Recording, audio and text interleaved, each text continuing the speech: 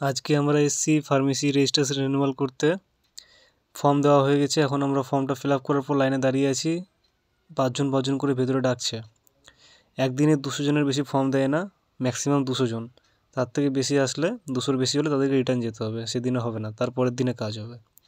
তো আমি তোমাদেরকে এটা দেখিয়ে দেবো ফর্মটা কী করে ফিল আপ করতে হবে, পুরো প্রসেসটা কি বলে দেবো। তো এখন আমরা লাইনে দাঁড়িয়ে আছি। এরপরে ফর্মটা দেওয়া হয়ে গেছে, আমাদের হাতে আছে, আমরা ফর্ম ফিল আপ করে দিয়েছি। এখন আমরা লাইনে দাঁড়িয়ে আছি, আমাদেরকে পাঁচজন করে ভেতরে ডাকছে। আমরা ওয়েটিংয়ে আছি, দেখি কতক্ষণ টাইম লাগে।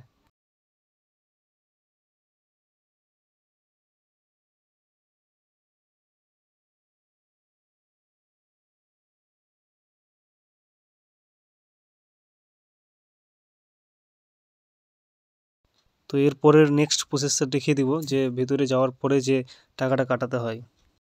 ভেতরে আমরা ফর্ম দিয়েছিলাম উইথ ডকুমেন্টস, সেগুলোকে ভেরিফাই করে আবার আমাদের হাতে রিটার্ন দিয়ে দিয়েছে।